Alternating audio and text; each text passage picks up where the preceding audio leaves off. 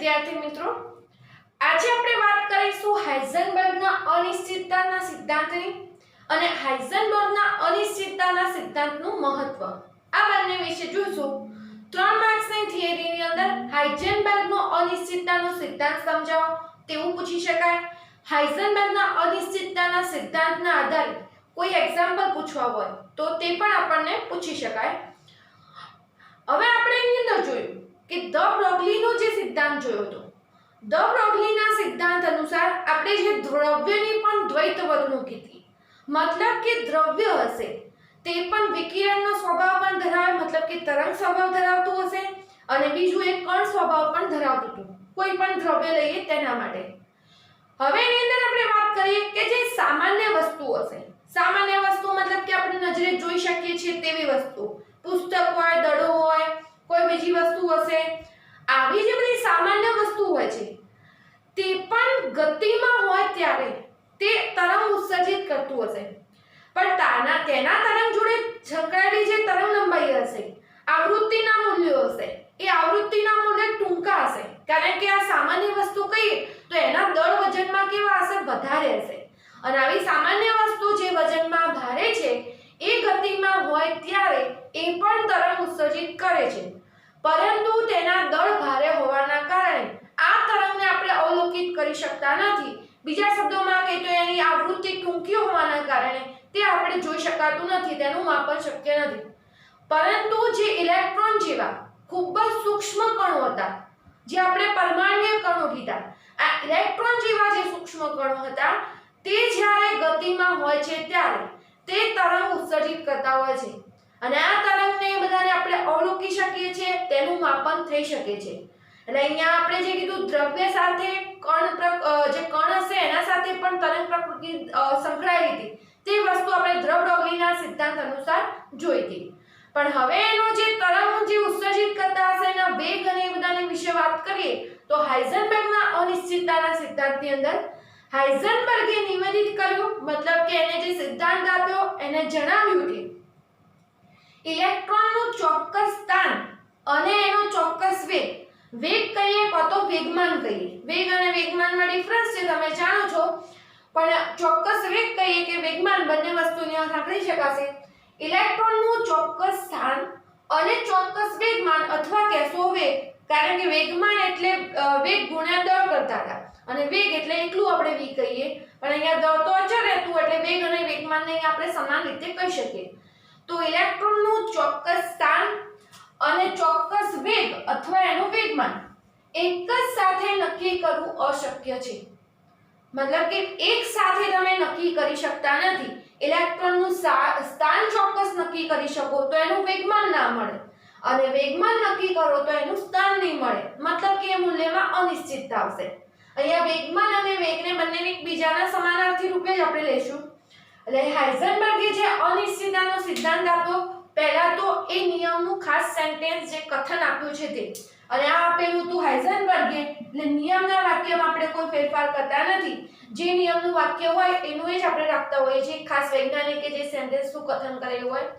તો પહેલું ફરીથી એની અંદર ઇલેક્ટ્રોનનું ચોક્કસ સ્થાન અને ચોક્કસ વેગમાન અથવા વેગ એક જ સાથે નક્કી કરવાનું અશક્ય છે. એક જ સાથે મતલબ કે એક જ સમય તમે ઇલેક્ટ્રોનનું સ્થાન નક્કી કરવા જાઓ તો તમે વેગમાનમાં અનિશ્ચિતતા હશે, અને જો વેગમાન તમે ફિક્સ નક્કી કર્યું હશે એક જ સમયે તો એ વખતે એના સ્થાનની અંદર અનિશ્ચિતતા આવતી. આ વસ્તુ હતી હાઇઝનબર્ગના અનિશ્ચિતતાના સિદ્ધાંત. હાઇઝનબર્ગના અનિશ્ચિતતાના સિદ્ધાંતનું ગાણિતીય સ્વરૂપ આપ્યું. ગાણિતીય સ્વરૂપ હતું delta x delta px. px મતલબ કે x જે જગ્યા હશે એ વખતેનું એનું વેગમાન. તો delta x delta px greater than or equal to h/4π. આ h/4π ની અંદર હવે એની અંદર વાત કરીએ તો ડેલ્ટા x શું હતું? તો ડેલ્ટા x જે હતું એ કણના સ્થાનની અનિશ્ચિતતા. જે તમે કણનું સ્થાન માપો છો એ કણના સ્થાનની હશે અનિશ્ચિતતા. મતલબ કે અહીંયા એનો અનિશ્ચિતતા છે એટલે આપણે ડેલ્ટા શબ્દ વાપરેલો છે, જે ફેરફાર આવતો હશે તે. ડેલ્ટા px કણનું જે સમયનું હશે વેગમાન હશે, મતલબ x સ્થાને હશે એ વખતેનું તેનું વેગમાન, એટલે કણનું વેગમાન h આપણે જાણીએ છીએ એક અચૂક પ્લાન્ક અચળાંક h પ્લાન્ક અચળાંકની કિંમત 6.626 10⁻34 જૂલ ઇન્ટુ સેકન્ડ એકમ વડે દર્શાવતા હતા 4 અને પાઈની કિંમત આપણે 3.14. તો જે ઇલેક્ટ્રોનનું સ્થાન અને વેગમાન જે આપણે માપેલું હશે ગાણિતીય રીતે આપણે માપેલું હશે તો એના માટેનું સૂત્ર ΔX * ΔPx greater than or equal to h/4π. હજી આનું સાદું રૂપ આપીએ તો ΔX વેગમાન આપણે વેગમાન માટે p બરાબર કહેતા હતા mv. તો અહીંયા અનિશ્ચિતતા એટલે ડેલ્ટા mvx કારણ કે ધ તો એક કણનું ફિક્સ હશે અને vx x સ્થાને હોય એ વખતનો એનો વેગ આપણે કહેતા હતા એટલે vx એટલે અહીંયા હશે કણનો વેગ પણ અહીંયા x લખેલોનો મતલબ કે x સ્થાને હશે તે સમયનો વેગ x સ્થાને હશે તે વખતનો એનો વેગમાન. અને હવે સાદું રૂપ આપીએ તો અહીંયા ડેલ્ટા mvx આપેલું છે પણ m કણનું દળમાં કોઈ ફેરફાર થતો નહોતો એટલે કે દળ અચળ રહેતું હતું તો ડેલ્ટા ફક્ત કોને લાગશે vx ને અને m અહીંયા આપણે એના છેદમાં લઈએ તો હાઇઝનબર્ગના અનિશ્ચિતતાના સિદ્ધાંતનું ગાણિતીય સૂત્ર આપણને મળતું હતું આ રીતે ΔX * ΔVx greater than or equal to h/4πm. અને આ વસ્તુ આપણને એમ કહેવા માંગે છે જો તમે ઇલેક્ટ્રોનનું સ્થાનને ચોકસાઈપૂર્વક નક્કી કર્યું હોય આ ઇલેક્ટ્રોનના સ્થાનને ચોકસાઈપૂર્વક નક્કી કરશો કેમ કે ઇલેક્ટ્રોન ખૂબ નાનો કણ હતો તો એ ખૂબ જ ઓછી જગ્યા સ્થાને હશે તો આ નક્કી કરવા જશો તો વેગ ઘણો વધી જશે અને વેગનું મને ચોકસાઈપૂર્વક માપેલું હશે તો સ્થાનની અંદર અનિશ્ચિતતા હશે. ટૂંકમાં કહેવાનો મતલબ એ કે જો તમે સ્થાન ચોકસાઈપૂર્વક નક્કી કરો છો તો વેગમાનમાં અનિશ્ચિતતા મળશે અને વેગમાન તમે ચોકસાઈપૂર્વક નક્કી કરો છો તો તમને શેની અંદર અનિશ્ચિતતા મળી જશે સ્થાનમાં. તમે બંને વસ્તુ એકસાથે મતલબ કે ઇલેક્ટ્રોનનું સ્થાન અને ઇલેક્ટ્રોનનો વેગ બીજા શબ્દોમાં કહીએ તો ઇલેક્ટ્રોનનું સ્થાન અને ઇલેક્ટ્રોનનું વેગમાન બંને એક જ સમયે એક જ સાથે ચોકસાઈપૂર્વક નક્કી કરી શકતા નથી. બંનેમાંથી એક મૂલ્યમાં તમને અનિશ્ચિતતા જોવા મળતી હતી અને એ વાત હતી હાઇઝનબર્ગના અનિશ્ચિતતાના સિદ્ધાંતની અંદર. બંને વસ્તુ એકસાથે ક્યારેય નક્કી થઈ શકતી નથી.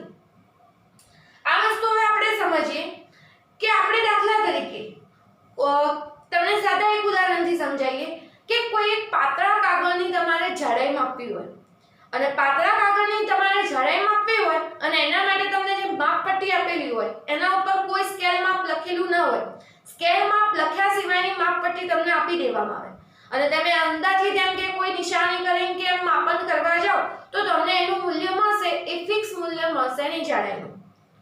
બીજું કે જો પાતળો કાગળ માપી લીધો હોય તો એ કાગળની જાડાઈ માપવા માટેની જે માપપટ્ટી હોય એ એનાથી બી પાતળા માપવાળી સ્કેલ માપ દર્શાવતું હોય એટલી ઓછા માપક્રમવાળી માપપટ્ટી જોઈએ.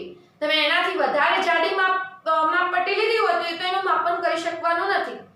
એ જ વસ્તુ અહીંયા ઇલેક્ટ્રોન માટે ખાસ લાગુ પડતી હતી. ઇલેક્ટ્રોન માટે એટલા માટે કે ઇલેક્ટ્રોન પોતે જ એક સૂક્ષ્મ કણ હતા તેને આપણે એક બિંદુમાન કણ તરીકે લઈએ છીએ અને ઇલેક્ટ્રોનની હાજરી જ આપણે ચોક્કસ જોઈ શકતા નહોતા. ફક્ત ઇલેક્ટ્રોન જે ઉત્સર્જિત થતા હતા એને આપણે પ્રદીપ્ત કરતા હતા મતલબ કે ઝિંક સલ્ફાઇડનો ને એવો પ્રસ્ફુરણ પડદો ને એ બધું વાપરી અને એની હાજરી આપણે ખાલી માપી શક્યા હતા. તો આવા જે ઇલેક્ટ્રોનનું સ્થાન અને વેગમાન નક્કી કરવું હતું તો એના માટેનું જે સાધન જોઈશે તો ખૂબ જ ચોકસાઈપૂર્વકનું જોઈશે. એના માટે જે ધારો કે તમે પ્રકાશને તય વાપરતા હશો તેની તરંગ લંબાઈના મૂલ્ય બી ચોક્કસ ફિક્સ જોઈતા હશે ઓછા એટલા મૂલ્યના. તો એ બધી વસ્તુ અહીંયા ખાસ આપણે પ્રશ્નરૂપ હતી. એટલે ખાસ ઇલેક્ટ્રોનને અવલોકિત કરવા માટે તેને પ્રકાશ અથવા વિદ્યુત ચુંબકીય વિકિરણથી આપણે શું કરતા હતા પ્રદીપ્ત કરતા હતા અને પછી એની હાજરી માપી શકતા હતા. આપણે જે વિદ્યુત ચુંબકીય વિકિરણનો કેવો મારો ચલાવી અને કોઈ પ્રસ્ફુરણ પડદા ઉપર ઇલેક્ટ્રોનની હાજરી માપી હતી. પ્રકાશની તરંગલંબાઈ ઇલેક્ટ્રોનના પરિમાણો કરતાં ઓછી હોવી જોઈએ. હવે અહીંયા ખાસ જે પ્રકાશ વપરાતો હશે આ પ્રકાશની તરંગલંબાઈ ઇલેક્ટ્રોનના બે પરિમાણો હોય. ઇલેક્ટ્રોન તો પોતે સૂક્ષ્મ કણ છે તો ઇલેક્ટ્રોનના જે પરિમાણો હશે એના કરતાં ખૂબ જ ઓછી હોવી જોઈએ. એટલે આ બધી ઘણી બધી મર્યાદાઓ હતી એની અંદર અને એના લીધે આપણે ઇલેક્ટ્રોનનું સ્થાન અને વેગમાન નક્કી કરવામાં જે બધી અનિશ્ચિતતા આવતી હતી એની વાત કરીએ છીએ. હવે જોઈએ હાઇઝનબર્ગના સિદ્ધાંતનું શું મહત્વ હતું. તો આની અંદર ખાસ જોઈએ કે ઇલેક્ટ્રોન અને બીજા સમાન કણોના જે આપણે સૂક્ષ્મ કણો કીધા છે તો ઇલેક્ટ્રોન અને બીજા જે સમાન કણો હતા એના નિશ્ચિત પથ અથવા પ્રક્ષેપ પથને શું કરે છે? નકારી દે છે. મતલબ કે આપણે જે પેલા કહેતા હતા કે ચોક્કસ કક્ષામાં નિશ્ચિત સ્થાને ઘૂમે છે, આ નિશ્ચિત પથ અથવા પ્રક્ષેપ પથને શું કરતો હતો? નકારી દેતો હતો.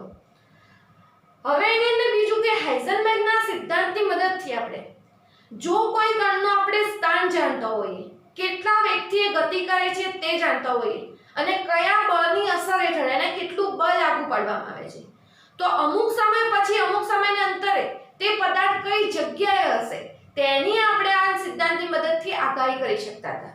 ફરીથી સમજો, અમુક સમય પછીનું સ્થાન કણનું જાણી શકાતું હતું. અમુક સમયના પછીનું કણનું સ્થાન જાણી શકાતું મતલબ કે આપણે એક જે વસ્તુ હશે એનો વેગ જાણતા હોઈએ, બીજું કે આપણે એનું જે સ્થાન જે સમયે આપણે વાત કરતા હોય તેનું સ્થાન જાણતા હોય અને કયું બળ એના ઉપર લાગુ પડે છે આ વસ્તુ જાણતા હોઈએ, તો પછી અમુક સમયના પછી પદાર્થ કઈ જગ્યાએ હશે તે આપણે આગાહી કરી શકીએ. આ વસ્તુ તમે કઈ ઉદાહરણ તો આપણે વિમાનના ને બધાના વેગ કઈ ચોક્કસ વિમાનના એના શેડ્યુલ બનતા હોય છે એ કઈ રીતે બનાવી શકે, તો વિમાન જે ગતિથી ગતિ કરતું હશે તો એ આપણે એનો વેગ ખબર હોય, કઈ જગ્યાએથી એને ગતિ સ્ટાર્ટ કરી, એ જે જગ્યાએથી આપણે વિમાન જે હશે એરપોર્ટ ઉપરથી આપણે જે સ્થાન હશે એ વખતેનું એનું સ્થાન ફિક્સ હશે અને કેટલું બળ લાગવા માટે મતલબ કેટલી ઊર્જા પૂરી પાડી એ આપણે જાણતા હોઈએ. તો હવે તો અમુક સમય પછી આપણને અંદાજ આવી જાય કે આ સમયે વિમાન એક્ઝેક્ટ આ જગ્યાએ જશે અને એવી આપણે ચોક્કસ ગણતરીઓ કરી શકતા હોઈએ છીએ.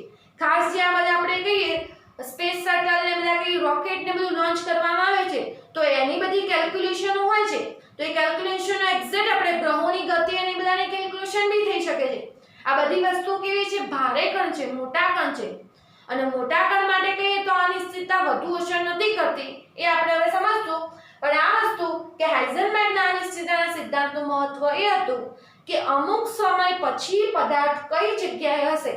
જો આ ત્રણ વસ્તુ આપણે જાણતા હોઈએ તો એ પછીના એના સ્થાનની આપણે આગાહી કરી શકતા હતા, એટલે એની આપણને માહિતી મળી શકતી હતી. હવે આપણે વિમાનના એવા બધા પદાર્થોના તો સ્થાનને બધું નક્કી કરી શકીએ છીએ, પણ ઇલેક્ટ્રોન જેવા જે કણ કીધા સૂક્ષ્મ કણોની અંદર વાત કરી, તો ઇલેક્ટ્રોન જેવા જે સૂક્ષ્મ કણોની વાત કરી તેના સ્થાન અને વેગમાનમાં જે અનિશ્ચિતતા મળતી હતી આ ઇલેક્ટ્રોન એવા કણો માટે અનિશ્ચિતતા ખાસ અસર કરતી હતી. કારણ એનું સમજીએ કે આપણે હાઇઝનબર્ગનો સિદ્ધાંત હતો સ્થૂળદર્શીય સિદ્ધાંત માટે અનિશ્ચિતતા હશે વધુ દર્શાવતો નથી, પણ સૂક્ષ્મદર્શીય વસ્તુ હશે. સૂક્ષ્મદર્શીય વસ્તુ એમાં પણ કયા કણો? ખાસ ઇલેક્ટ્રોન જેવા કણો. તો આવા ઇલેક્ટ્રોન જેવા કણો હશે એની અંદર અનિશ્ચિતતા વધુ દર્શાવશે. ઉદાહરણ જોઈએ, સ્થૂળદર્શીય વસ્તુ મતલબ કે આપણે નરી આંખે જોઈ શકીએ છીએ. આપણે અહીંયા ઉદાહરણ લીધું છે 10⁻6 કિલોગ્રામ, તો આપણે એને કહીએ 1 મિલીગ્રામ કહેતા. ફક્ત 1 મિલીગ્રામ દર ધરાવતી વસ્તુ લીધેલી છે એ પણ એમ કે ઘણું ઓછું વેલ્યુ કહી શકાય, પણ તમે 1 મિલીગ્રામ કહો તો કે 10⁻6 કિલોગ્રામ એટલા દરનો કણ કે એટલી વસ્તુ લીધેલી હોય અને તમે વેગ અને સ્થાનની અનિશ્ચિતતા માપો. વેગ અને સ્થાનની અનિશ્ચિતતા માપતા હતા h/4πm સૂત્રથી. h ની કિંમત આવતી હતી 6.626 × 10⁻34 જૂલ ઇન્ટુ સેકન્ડ. 4 પાઈ ની કિંમત 3.1416 આપણે 3.14 મૂકીએ તો પણ ચાલે. m એટલે સૂક્ષ્મ સ્થૂળદર્શી જે વસ્તુ હતી મતલબ નળી આંખે દેખી શકાય છે એવી 10⁻6 કિલોગ્રામની, અને આટલી કિંમતો મૂકતા હશો તો આપણને એનું સાદું રૂપ મળતું હતું 10⁻28. મતલબ કે વેગ અને સ્થાનમાં જે અનિશ્ચિતતા આવતી હતી એ એપ્રોક્સિમેટલી 10⁻28 ના ગુણકમાં આવશે, અને 10⁻28 ઘણું નાનું મૂલ્ય થયું. 10⁻28 0.00 ગણા કરીએ તો એટલું નાનું મૂલ્ય હતું, અને આવા નાના મૂલ્યને આપણે વેગમાનની અનિશ્ચિતતામાં અને સ્થાનની અનિશ્ચિતતામાં અવગણી શકીએ.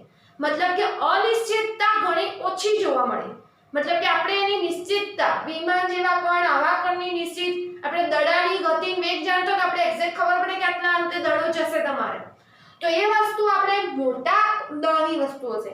મોટું દળ એટલે 1 મિલીગ્રામ થી સ્ટાર્ટ કરીએ તો એના પછી તો કોઈને બી અનિશ્ચિતતા અસર નહીં કરે. તો આવા જે મોટા પદાર્થો હતા સ્થૂળદર્શી વસ્તુ હશે તેને હાઇઝનબર્ગના અનિશ્ચિતતાના સિદ્ધાંત પ્રમાણે આ અનિશ્ચિતતાનું મૂલ્ય ઘણું ઓછું આવતું હતું, મતલબ કે તેને આપણે અવગણી શકીએ. અને અવગણી શકીએ એટલે આ બધી વસ્તુને આપણે પરફેક્ટ મૂલ્ય મૂલ્ય માપી શકતા હતા.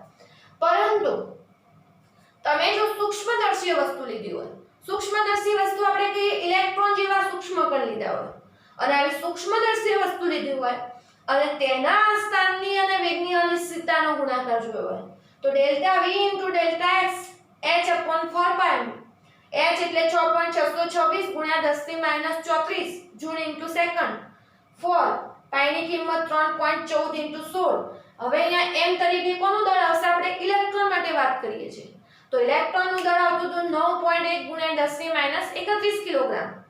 અને આ વસ્તુ અહીંયા સાદુરૂપ આપશો તો અનિશ્ચિતતાનું મૂલ્ય મળતું હતું 10⁻4 ના ગુણકમાં. આપણે આગળની કિંમત નથી લખતા, જે 10⁻⁴ જે 10 ની ઘાત આધાર હશે એની જ વાત કરીએ છીએ. તો 10⁻4 મીટર સ્ક્વેર સેકન્ડ ઇન્વર્સ, અર્થાત કે આ મૂલ્ય અસર કરતું હતું. આ અનિશ્ચિતતાનું મૂલ્યને 10⁻4 ને અવગણી ના શકાય. એટલે આવા ઇલેક્ટ્રોન જેવા સૂક્ષ્મ કણ અહીંયા જેમ સૂક્ષ્મ કણ થતો જશે એમ આ બંનેની અનિશ્ચિતતાના મૂલ્ય વધતા જાય છે. 10⁻28 કરતા 10⁻4 તમારે અસર કરતી હશે, અહીંયા અનિશ્ચિતતા આપણને જોવા મળશે. અર્થાત કે હાઇઝનબર્ગના અનિશ્ચિતતાનું સિદ્ધાંતનું કહેવાનું એવું થયું કે ઇલેક્ટ્રોન જેવા જે સૂક્ષ્મ કણ હશે તેના સ્થાન અને વેગમાં એક સમયે એક સાથે ચોકસાઈપૂર્વક એક જ વસ્તુ તમે નક્કી કરી શકો. જો તમે સ્થાન નક્કી કરશો તો વેગમાં અનિશ્ચિતતા આવશે, વેગ નક્કી કરશો તો સ્થાનમાં, અને એ અનિશ્ચિતતાના મૂલ્ય અહીંયા અસર કરે એ પ્રકારના વધુ મૂલ્યો મળતા હતા. અને જે સ્થૂળદર્શી વસ્તુ હતી એના માટે તો આપણે અવગણી શકીએ તેવા જ મૂલ્ય હતા. તો ખાસ આજની ચલાવેલી થિયરી હાઇઝનબર્ગના અનિશ્ચિતતાનો સિદ્ધાંત અને તેનું મહત્વ બંનેના મેઇન મુદ્દા આપણે લખેલા છે. આ પ્રમાણે તમારે આખી થિયરી તૈયાર કરવી અને ચોપડામાં એકવાર લખી દેવી.